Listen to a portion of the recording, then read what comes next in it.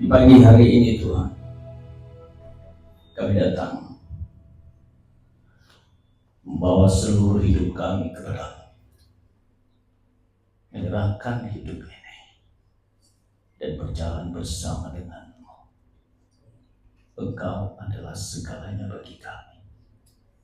Tanpa-Mu dalam hidup kami menjadi sia-sia. Hidup ini ada dan akan berjalan untuk menjadi hidup maksimal dan bermakna hanya ketika kami bersama dengan Tuhan Yesus. Sekali Yesus, untuk selamanya tetap Yesus. Terima kasih Bapak, berbicara kepada kami saat ini. Dalam nama Tuhan Yesus kami berdoa. Amin. Silakan dulu Bapak Ibu. Shalom. Saudara-saudari yang dikasihi di dalam Tuhan,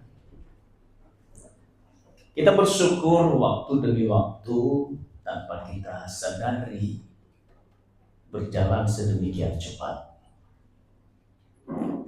Kita sudah tiba di minggu kedua bulan Juli ini, yang merupakan pertengahan tahun dari 2025. Dan saya meyakini kalau kita bisa tiba di detik-detik ini, itu semata-mata adalah karena anugerah Tuhan dan penyertaan-Nya dalam hidup kita. Saudara-saudari, bahwa kehidupan kita ada itu berdasarkan semua di dalam otoritas dan kuasa Tuhan. Dan semua kita memiliki keinginan untuk hidup di dalam kuasa Tuhan. Keinginan tentu agak berbeda dengan namanya komitmen atau minat, berbeda dengan komitmen. Saudara-saudari, kalau seseorang punya keinginan atau minat, belum tentu itu akan terjadi di dalam kehidupannya kalau tidak disertai dengan komitmen. Sama seperti ketika pada waktu kita memiliki tubuh yang ideal, sehat, dan lain sebagainya. Dan salah satu untuk menjadi tubuh yang ideal dan sehat adalah olahraga. Ya, seperti yang di depan ini tubuh ideal, saudara. Ya, nah saudara-saudari, semua yang ada di sini ingin tubuhnya sehat dan bentuk tubuhnya ideal. Tentu yang mendukung semua itu adalah salah satunya olahraga dan jamu. Apa jamu? Ya, jaga mulut. Ya, maksudnya jaga mulut untuk apa yang dimakan. Nah, kalau hanya sekedar punya keinginan tanpa disertai dengan komitmen, apa yang diinginkan itu tidak akan pernah terjadi. Sebab kalau seandainya saja orang itu ingin berolahraga, jogging tiap hari, tetapi karena ada sedikit yang menghalangi, contoh misalnya cuaca udara sangat dingin, di pagi hari, aduh kepingin tidur terus, dan akhirnya kalaupun ada yang mengingatkan dia bunyikan alarm karena lebih enak tidur di atas ranjang daripada bangun dari ranjang dan turun pergi berlari, dia tidak akan pernah memiliki tubuh yang ideal. Kenapa? Karena dia tidak memiliki komitmen untuk menjadi tubuhnya ideal adalah olahraga. Saudara-saudari yang dikasihi di dalam Tuhan, itulah yang dikatakan oleh seorang profesor dari Cornell University di New York bernama Kenneth Blanchard. Dalam bukunya yang ditulis dengan judul The One Minute Manager. Saudara, dia berkata begini. Oh, saya belum klik ini. Lupa saya. Dikatakan begini, terdapat ini kok hilang. Cek. Cek. Terdapat perbedaan antara minat dan komitmen. Ketika Anda berminat pada sesuatu, Anda akan melakukan hanya ketika hal itu terasa nyaman. Namun ketika Anda berkomitmen terhadap sesuatu, maka Anda tidak akan menerima alasan untuk menghindarinya. Yang Anda pikirkan hanyalah hasil dari apa yang Anda lakukan. Dengan kata lain, bahwa sesukar apapun yang menghalangi Anda untuk di dalam melakukan sesuatu karena Anda tahu hasilnya, maka Anda akan harus mengerjakannya. Anda harus melakukannya. Sehebat apapun hambatan halangan yang menghadap Anda, dan sesukar dan sulit apapun yang mencoba menyertai Anda di dalam mendapatkan sesuatu yang Anda inginkan, itu tidak akan menghalangimu. Engkau akan tetap mengerjakannya. Saudara-saudari yang dikasihi Tuhan, orang Israel ketika mereka keluar dari Mesir, Tuhan berjanji kepada mereka bahwa mereka akan pergi keluar dari Mesir, dan Tuhan berjanji untuk memberikan kepada mereka tanah yang penuh susu dan madu. Sebagaimana yang telah Allah janjikan dan berikan kepada nenek atau kepada leluhur mereka. Mereka memiliki keinginan dan minat untuk itu. Mereka ingin pergi ke sana. Tetapi saudara-saudari, setelah keluar mereka dari Mesir, Tuhan melakukan berbagai perkara yang hebat dalam kehidupan, dalam perjalanan mereka, mulai waktu mereka keluar dari Mesir sampai menyeberang Laut Teberau. Tetapi ketika pada waktu sampai kepada di Kades Barnea, di bagian selatan daripada Kanaan, di mana tanah yang Allah janjikan itu diberikan kepada mereka, mereka akhirnya tidak memiliki komitmen untuk sampai ke tanah Kanaan. Kenapa? Karena di sana ada halangan yang begitu hebat. Ketika mereka mendengar bahwa orang-orang yang di tanah Kanaan itu adalah badannya seperti raksasa, akhirnya mereka mengingat dan berkata kepada Musa, lebih baik kita kembali ke Mesir. Hanya karena ada halangan di mana diberitahukan kepada mereka bahwa orang-orang yang berada di tanah Kanaan itu adalah orang-orang yang badannya seperti raksasa. Akhirnya Tuhan bawa mereka berputar-putar di padang gurun selama 40 tahun. Dan tidak sampai mereka ke tanah Kanaan, di mana semua yang lahir di Mesir mati di padang gurun kecuali Yosua dan mereka tidak lagi memiliki komitmen untuk sampai ke tanah Kanaan. Jadi keinginan tidak cukup. Dibutuhkan namanya komitmen. Saudara-saudari, itulah yang diutarakan oleh Yosua di dalam Yosua 3 ayat 1 sampai 6. Di mana dia menceritakan setelah orang-orang Israel yang lahir di Mesir mati semua di padang gurun, kecuali Kaleb dan Yosua. Dan akhirnya Yosua setelah Musa meninggal, maka Yosua memimpin bangsa ini untuk pergi ke tanah Kanaan. Apa yang mereka lakukan, saudara-saudari yang dikasihi dalam Tuhan?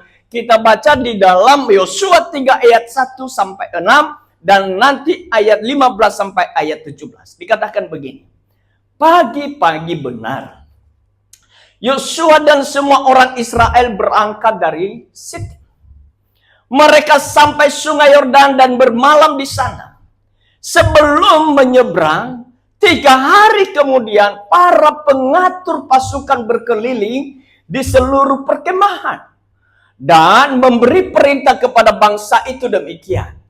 Pada saat kamu melihat tabut perjanjian Tuhan Allahmu, diangkat para imam orang-orang Lewi itu, kamu juga harus berangkat. Perhatikan, kamu juga harus berangkat dari tempatmu dan mengikutinya. Jadi harus berangkat dan kemudian mengikutinya. Ayat 4, supaya kamu mengetahui jalan yang harus kamu tempuh. Sebab jalan itu belum pernah kamu lalui sebelumnya. Hanya saja harus ada jarak kira-kira 2000 hasta antara kamu dan tabut itu, dan jangan kamu mendekatinya.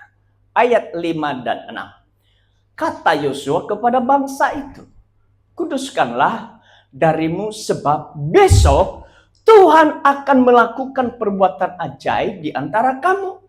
Yosua berkata kepada para imam demikian, angkatlah tabut perjanjian dan menyeberanglah di depan bangsa itu. Lalu mereka mengangkat tabut perjanjian dan berjalan di depan bangsa itu. Saudara-saudari,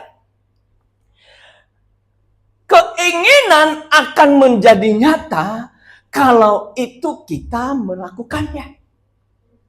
Saulang, keinginan hanya akan menjadi satu kenyataan kalau itu disertai dengan komitmen.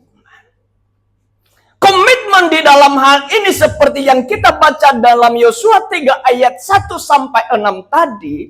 Di sana kita bisa membuat satu rangkuman bahwa wujud daripada ketaatan kepada Tuhan itu adalah bertindak sesuai dengan tuntunan. Bertindak sesuai dengan tuntunannya. Orang yang berjalan dalam tuntunan Tuhan adalah orang yang memang membuktikan bahwa ia taat kepada Tuhan. Bukti atau wujud dari ketaatan, dari komitmen kepada Tuhan adalah bertindak sesuai dengan tuntunannya. Dalam hal ini dibutuhkan namanya kerendahan hati.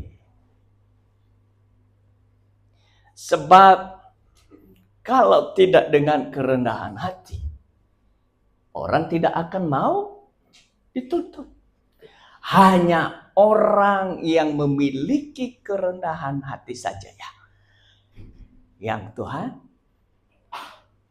bersedia siap menuntun mereka. Kalau orang itu rendah hati, berarti ia menyadari akan keterbatasan, kekurangan, dan kelemahannya. Tidak ada orang yang angkuh menyadari bahwa dia memiliki keterbatasan. Orang yang merasa hebat, merasa lebih dari yang lain, dan lain sebagainya, itu tidak akan pernah mendengarkan, apalagi mengikuti tuntunan. Saudara-saudari, ketaatan itu merupakan ungkapan dari kerendahan hati dan percaya kepada Tuhan. Kalau semua yang di ruangan ini berkata, aku percaya kepada Tuhan, sesungguhnya kita menyadari bahwa kita memiliki keterbatasan. Kita memiliki kelemahan. Kita memiliki kekurangan. Dan memang demikian kita sebagai manusia yang diciptakan oleh Tuhan. Kerendahan hati itu menuntun kita untuk menyadari keterbatasan kita. Sekali lagi saya ulang, tidak ada orang angkuh menyadari kekurangannya. Merasa pintar, merasa hebat, dan tukang apa? Tukang protes, tukang klaim. Selalu aja di depannya itu yang diperbuat orang di sekitarnya selalu kurang dan salah. Dialah yang paling benar. Nah, di sini nggak ada yang demikian. Amin.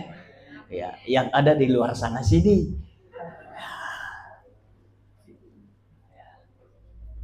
Memang di ruangan nggak ada, saudara. Tapi saya meyakini betul kalau kita memiliki sikap kerendahan hati, menunjukkan kita menyadari akan keterbatasan kita.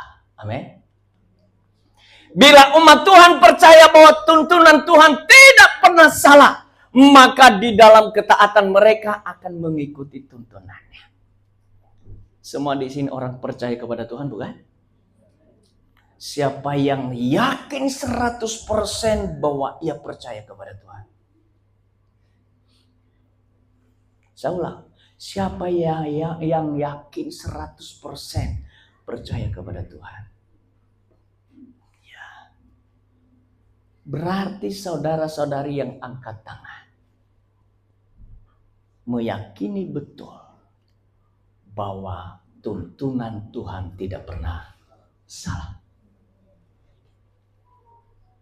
Ketika waktu Anda berkata, aku percaya kepada Tuhan, artinya Anda 100% apapun yang dikatakan oleh Tuhan, Anda percaya dan itu tidak salah. Amin. Saudara-saudari yang dikasihi Tuhan, ayat yang ketiga tadi dikatakan, pada saat kamu melihat tabut perjanjian Tuhan Allahmu diangkat para iman orang-orang Lewi, kamu juga harus berangkat dari tempat dan mengikuti. Ini memberikan satu signal apakah orang Israel yang lahir di padang gurun itu adalah orang rendah hati, bukan? Kalau mereka mengikutinya. Ya. Dikatakan demikian ayat 4, supaya kamu mengetahui jalan yang harus kamu tempuh. Artinya bahwa jalan yang mereka tempuh mereka belum pernah lewati. Belum pernah mereka lewati. Dan untuk mereka mengetahui jalan itu, mereka harus mengikuti. Saya bertanya kepada kita, siapa yang di sini tahu besok lusa akan apa yang terjadi dalam hidupnya? Pertanyaan sekali lagi, siapa yang tahu besok lusa yang terjadi di dalam hidupnya? Dia sudah tahu. Saulah, siapa di sini yang besok lusa ia sudah tahu yang terjadi dalam hidupnya? Ada enggak? Saya meyakini betul gak ada satupun di antara kita ini yang tahu. Jangankan besok, setelah dari ibadah ini Anda gak tahu. Gak ada. Termasuk yang di depan ini. Jangan-jangan setelah khotbah ini inna ilahi wa inna ilahi raji'un. Bisa enggak? Oh, bisa. Satu doa saya kepada Tuhan, kalau saya selesai khotbah langsung diangkat. Ya, selesai kan? Tapi apakah demikian? Belum tahu. Apakah saya jatuh di pesawat? Enggak tahu. Apakah saya mati di atas ranjang? Enggak tahu. Atau ya harus melewati masa-masa penderitaan untuk sakit? Enggak tahu. Satu pun di antara kita tidak tahu. Tapi yang pasti, kalau kita hidup percaya kepada Tuhan, jalan saja ikut. Gimana cara mengikut Tuhan? Bangun relasi dengan Tuhan. Membangun relasi dengan Tuhan menjadi hal yang penting. Dan sekali lagi, kita bisa tahu hari esok kita. Bisa tahu apa yang terjadi dalam kehidupan kita yang Tuhan siapkan dan sediakan kalau kita ikut tuntunannya. Bukan yang lain. Saudara, perhatikan baik-baik, dikatakan begini, tabut perjanjian itu ada dibuat dari peti yang terbuat dari kayu akasia dan yang dalam serta luarnya dilapis dengan emas murni. Penutupnya dihiasi dengan 2 kerub atau malaikat yang juga terbuat dari emas murni. Di dalamnya disimpan 2 loh batu yang bertuliskan 10 hukum yang Tuhan berikan kepada umatnya di Gunung Sinai. Maksudnya apa ini saudara-saudari? Artinya itu adalah tabut Allah itu menjadi tuntunan dalam kehidupan mereka. Bukan yang lain. Artinya Allah lah yang menjadi di depan mereka, bukan yang lain. Bukan.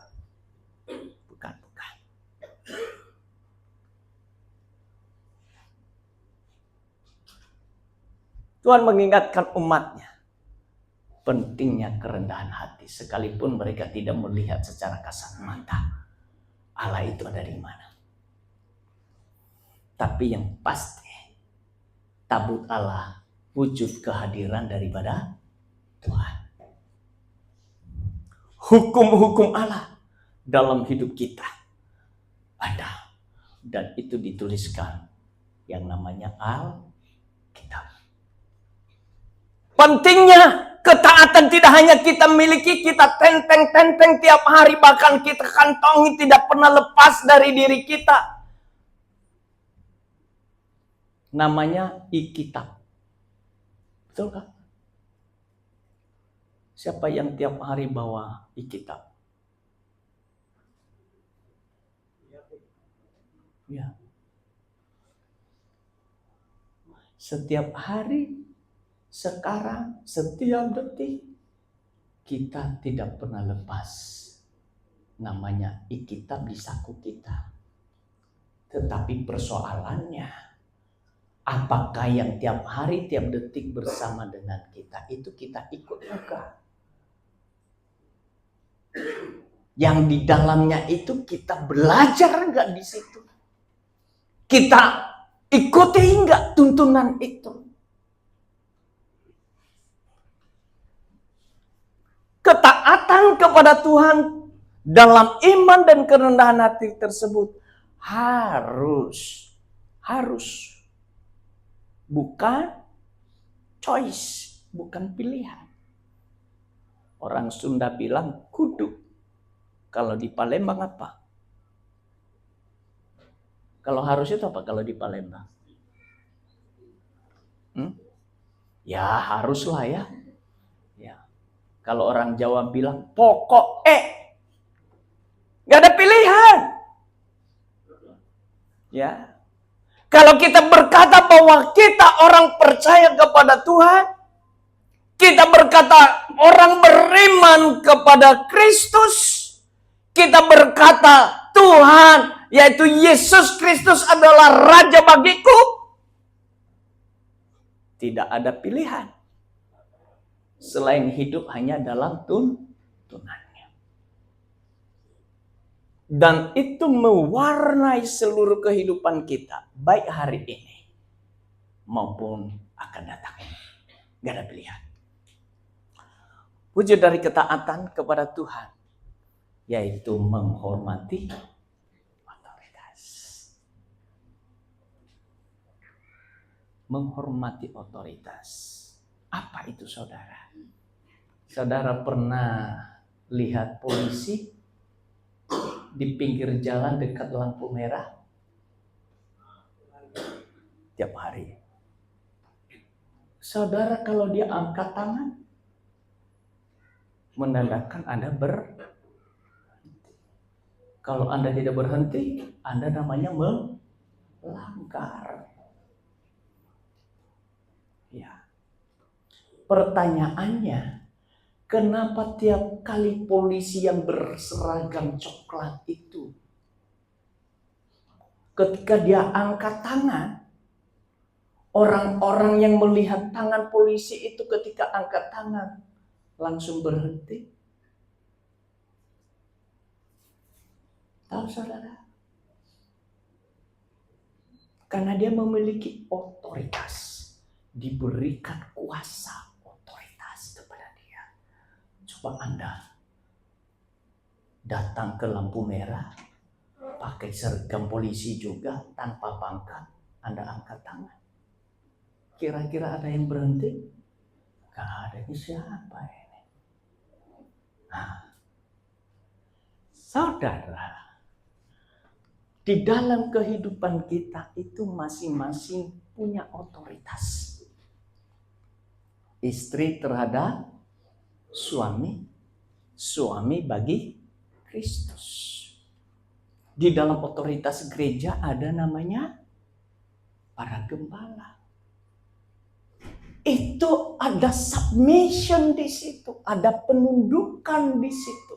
Pertanyaan saya, kalau polisi salah, banyak cerita polisi, Anda tetap berhenti atau Anda tetap jalan waktu dia angkat tangan? Halo? Banyak kan cerita polisi, bukan? Ya enggak? Macam-macam lah, tolong di skip nih ya.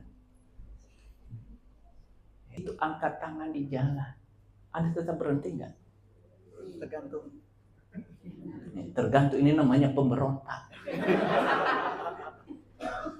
Iya, Anda tetap berhenti. Apapun itu alasannya, apapun itu maksud daripada polisi itu, Anda tetap berhenti.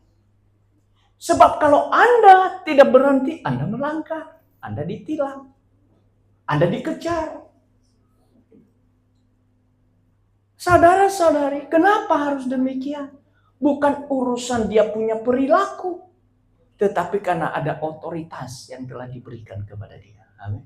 Nah, saudara perhatikan orang Israel, waktu mereka disuruh untuk tidak dekat-dekat dengan tabut Allah, mereka tidak bertanya-tanya mengapa harus jauh-jauh, enggak. Ya, dikatakan begini, orang yang meyakini dan mengakui otoritas atas Tuhan, otoritas Tuhan atas hidupnya, tidak akan berlaku serampangan terhadap Tuhan. Enggak akan berlaku serampangan, saudara.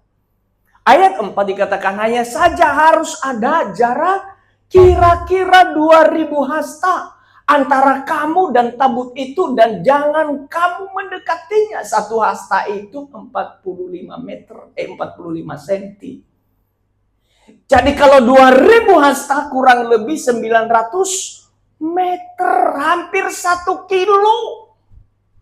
Tidak boleh dekat dengan tabut itu, sebab kalau mereka dekat, mereka akan mati, saudara. Artinya begitu mereka menghormati, Tuhan mengajari mereka menghormati Tuhan itu seperti apa.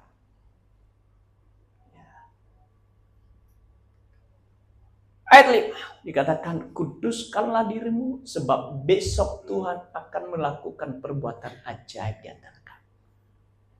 Kata kudus itu Anda harus berbeda dengan dunia ini, tidak seperti dunia ini. Jaga hidupmu baik-baik.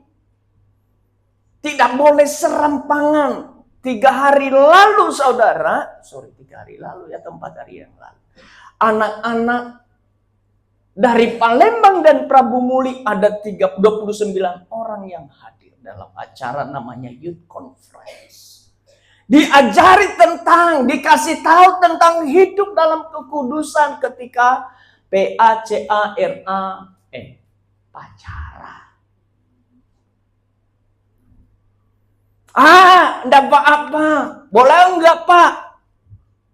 Cium keningnya. Boleh enggak, Pak? Cium pipinya. Boleh enggak, Pak? Pegang tangannya. Bukan masalah boleh enggak boleh. Karena Anda melakukan itu tidak cukup hanya cukup kening, minta yang lain. Itu persoalannya. Jaga kekudusan. Karena Anda telah dikuduskan oleh Tuhan. Amin. Anda telah disucikan. Sehingga hidup kita tidak boleh sembarangan. Lalu apakah hanya dalam tindakan? Enggak. Perkataan kita pun kita tetap jaga. Ingat. Setiap kata yang keluar dari mulut kita akan bertanggung jawabkan di hadapan Tuhan. Setiap kata. Gak ada satu kata yang keluar dari mulut kita ini kita tidak akan bertanggung jawabkan di hadapan Tuhan. Itu sebabnya jaga bicara kita, jaga cakap kita. Tidak boleh sembarang ngomong. Ya. Saudara-saudari yang dikasihi dalam Tuhan, bagian yang ketiga, wujud ketaatan kepada Tuhan adalah melangkah sesuai dengan perintahnya. Saudara, bukan hanya sekedar omong-omong. Pintar bicara tapi belum tentu cakap melakukan. Ya, orang yang menaati Tuhan, menghormati dan percaya kepada Tuhan, pasti melangkah sesuai dengan perintahnya. Dengan kata lain, saudara, ketaatan tersebut bukan sekedar dalam bentuk kata-kata yang diucapkan, tetapi juga dilakukan. Dikatakan, angkatlah tabut perjanjian dan menyeberanglah di depan bangsa ini. Mereka tidak hanya berdiam, tetapi mereka melakukan, mengangkat tabut itu oleh Bani Lewi yang telah ditentukan oleh Yosua. Dan kemudian mereka berjalan di depan bangsa itu. Saudara, sebentar kita akan menhabiskan Dewan Pengurus Jemaat di tempat ini, di mana gereja GKPB Palembang akan meningkat statusnya dari pos jemaat kepada jemaat lokal.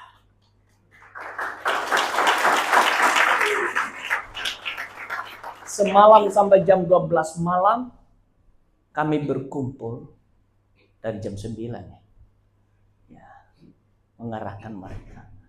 Dan salah satu tanggung jawab dari Dewan Pengurus Jemaat ini, teladan iman dalam cakap, sikap, dan perilaku. Tidak hanya DPJ, tapi jemaat GKPB Prabu Muli menjadi teladan. Teladan iman, teladan kehidupan yang berbeda dengan kehidupan orang-orang di luar sana. Anda bukan lagi orang duniawi, tapi Anda adalah manusia surgawi. Amin. Perilaku Anda akan dilihat apakah memang beda dengan orang dunia atau hampir sama saja. Anda harus menjadi saksi. Dikatakan buah dari ketaatan ini, saudara, ayat 15-17. Akibat daripada ketaatan. Dikatakan begini, adapun sungai Yordan meluap di sepanjang tepinya selama musim menuai. Pada saat para pengangkat tabut itu sampai ke sungai Yordan, dan kaki para imam pengangkat tabut itu masuk ke dalam air tepi sungai, ayat 16, air sungai itu berhenti mengalir dan hulu dan menjadi satu bendungan yang berdiri jauh sekali. Di dekat Adam, kota di sebelah kota Sartan, aliran air ke Laut Araba. Laut Asin terputus sama sekali, lalu bangsa ini menyeberang di seberang kota Yeriko. Ayat 17, para imam yang mengangkat tabut perjanjian Tuhan itu tetap berdiri di tanah kering di tengah sungai Yordan, sementara seluruh orang Israel menyeberang di tanah kering itu sampai seluruh bangsa itu selesai menyeberangi sungai Yordan.